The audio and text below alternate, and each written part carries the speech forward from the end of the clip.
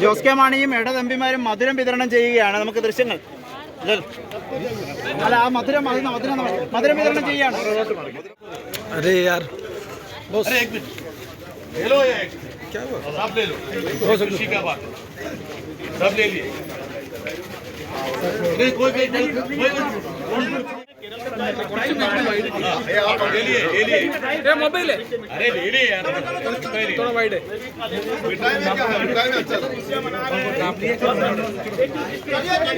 संदीप हो रहा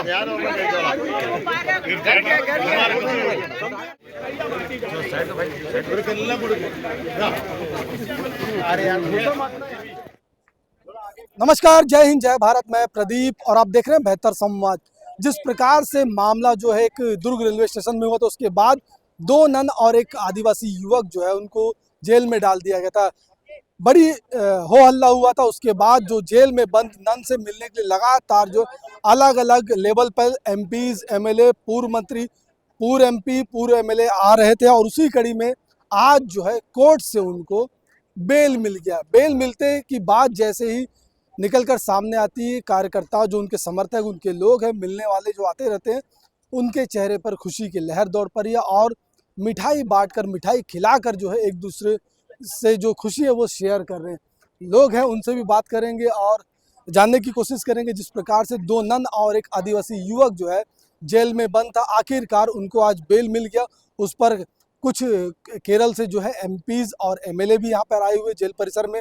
मुलाकात का दौर लगातार कई दिनों तक चला। उसके बाद अंततः जो है आज बेल मिल गया। बेल मिलने के बाद उनका क्या रिएक्शन है, क्या कुछ वो कहते हैं, उन्हीं से बात करेंगे। छत्तीसगढ़ कांग्रेस सह प्रभारी जो है मैडम पहुंची हुई जेल परिसर में।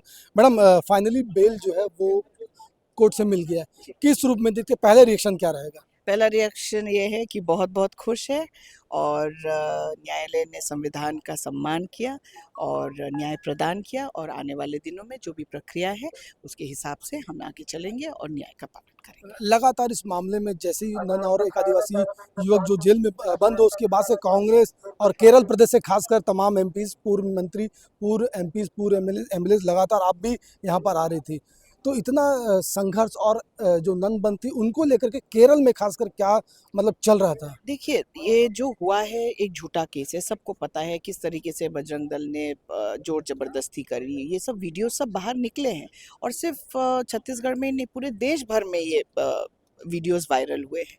तो सबको पता है क्या सच है, क्या झूठ है। तीनों युवतियों ने अपना बयान दिया है। हम उनसे मिलने जा नहीं पाए क्योंकि हम वो घर चले गए थे। जो युवा भाई है अंदर, उनसे हम मिले हैं और आश्वासन दिए कि देखिए, मैं खुद एक आदिवासी हूँ और आदिवासी समाज के लिए कांग्रेस पार्टी हमेशा लड़ती हुई आई है। चाहे वो पिछले वर्ग के लोग हो या SC, ST, OBC, उसके लिए हमेशा लड़ते हुए और सबके हकों के लिए लड़ेंगे।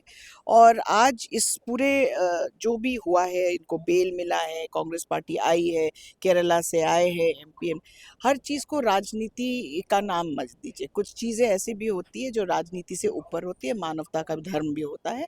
तो ये हमारा काम था, ये हमारा कर्तव्य था कि हम इन लोगों के साथ खड़े हो, तो हम खड़े। क्या मानती जिस प्रकार से नन के साथ जो बच्चियां भी थी, एक युवक भी थे, तो ओवरऑल इस जो रिलेशन जो घटना है उसको किस रूप में देखते हैं? ये बहुत दुखद बात है क्योंकि देखिए, जैसे मैंने कहा, धर्म एक निजी मामला है। इसमें सरकार को नहीं पढ़ना चाहिए या फिर कोई संगठन को नहीं पढ़ना चाहिए। और दूसरी बात ये है कि देखिए, आपको जैसे पता है कि छत्तीसगढ़ में जिस तरीके से बेरोजगारी बढ़ रहे हैं, बहुत सारे हमारे युवा हैं जो बाहर जा रहे हैं काम करने। सिर्फ बाहर से भी यहाँ आ रहे, जैसे सिस्टर्स हैं, जो केरला के सिस्टर्स हैं, वो लोग भी तो बहुत सारे नर्सेज हैं यहाँ पे।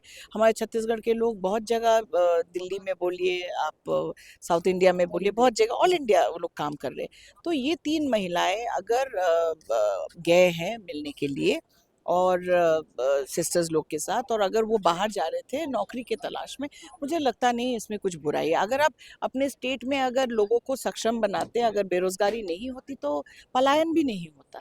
जीत किसकी है इस मामले में? मानवता की जीत है। तो बेशक जरिता जी को आपने सुना, मानवता की जीत कह रही है और संविधान की जीत हुई है। जिस प्रकार से बेल मिला और बेल मिलने के बाद जो है चेहरे पर खुशियां आ गई है और साफ तौर पर एक दूसरे समर्थकों को मिठाई खिलाकर जो है जश्न मना रहे हैं। और भी कुछ केरल प्रदेश से आए हुए उनसे भी हम बात करेंगे। सर क्या रिएक्शन है बेल मिलने के बाद आप लोग का? ये पार्शियल विक्ट्री है। हम तो अभी एक नन्स को मुलाकात हुआ था, वो खुशी में है, मतलब 8 दिन 9 दिन एक कारागृह में था, लेकिन अभी भी फाइट है, लड़ाई तो अभी करना है मतलब अभी ये एफआईआर कोश करने के लिए सिर्फ ये मामला नहीं है, ये पूरा छत्तीसगढ़ में, पूरा नॉर्थ इंडिया में ये अल्पसंख्यक लोग के खिलाफ तो इतना हमला होता है, इसलिए ये वक्त में तो बहुत प्रेशर था, इसलिए ये लड़ाई आगे चलना है, ये आंदोलन तक होना है। लेकिन हमको अभी थोड़ा रिलीफ है, मतलब हम तो इधर कैंप किया था, हम दिल्ली से आया था, इसलिए we are happy that at least they have been granted the bail, but let us see how it emerges.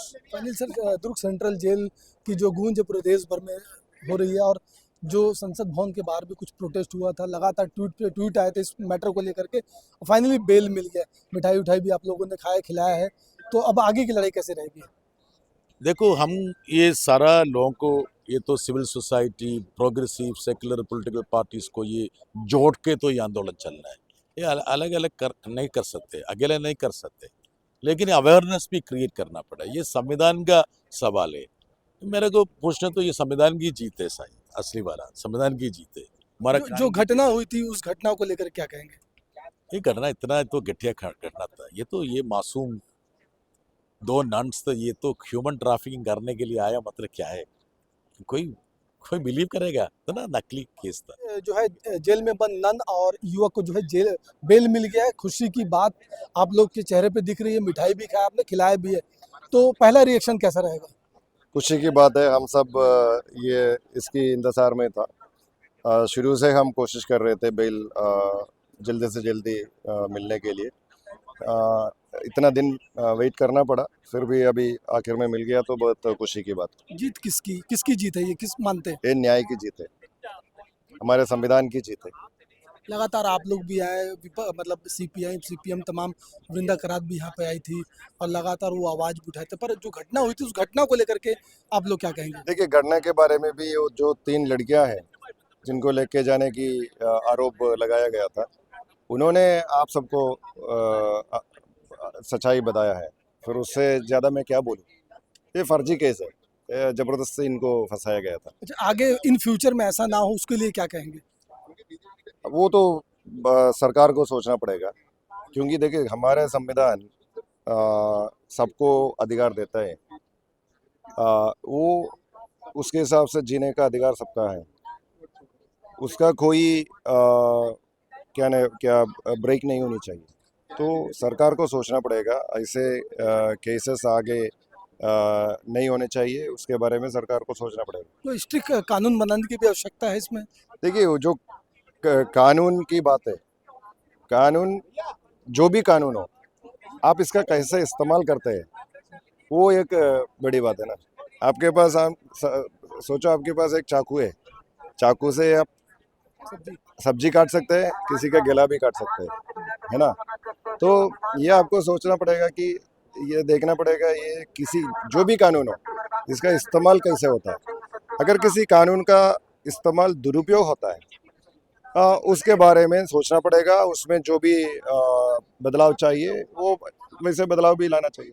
Kerala से जो विधायक है रोजी जॉन, उनके चेहरे पर साफ तौर पर खुशियां देखी जा सकती है और उनका कहना है कि न्याय की जीत हुई है, संविधान की जीत हुई है। बहरहाल इस पूरे विषय में लगातार दिल्ली से लेकर केरल तक पूरा हलचल बना रहा। अंततः जो है आज बेल जो है मिल गई। बेल मिलने के बाद जो लोग आए थे, केरल के पूर्व एमपी, पूर्व एमएलए, पूर्व मिनिस्टर और तमाम जो लोग थे, उनके चेहरे पर खुशी की झलक जो है दिखाई दे रही है और एक दूसरे से खुशियां बांट रहे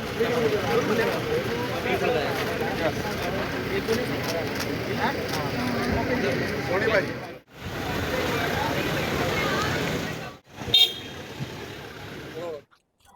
सुबह से दुर्ग जेल में तमाम जो लीडर्स है वो उनका आने का जो सिलसिला जो है शुरू सुबह से हो रहा था और अंततः जो है कोर्ट का आदेश आता है कि जो जेल में बंद नन है उनको बेल मिल गया। उसके बाद जो है खुशियां ही खुशियां उन तमाम चेहरों पर छा जाती है जो पिछले 8 दिन से लगातार दुर्ग के जेल में आ रहे थे और नन से मुलाकात कर रहे थे। कई बड़े नेता हैं केरल के और नन से मुलाकात की। आखिरकार 8वें दिन के बाद 9वें दिन जो है नन जो जेल में बंद थी उनको जमानत मिल गया और बेल पर जो है बाहर आ गई है, रिहाई हो गया उनका। और रिहाई के दौरान हालांकि जो जेल में बंद थी उन्होंने मीडिया से कोई बातचीत नहीं की, पर जो बीजेपी के जो लीडर्स थे और कांग्रेस के जो लीडर्स थे उन्होंने मीडिया से बात की और आखिरकार जो नन जो जेल में पिछले 8 दिनों से लगातार जो बंद थी आखिरकार बेल के बाद जो है रिहा हो गए और वो अब निकल चुके हैं जेल परिसर से। और उसके बाद अलग अलग नेताओं का जो है अलग अलग प्रतिक्रिया जो है सामने आई।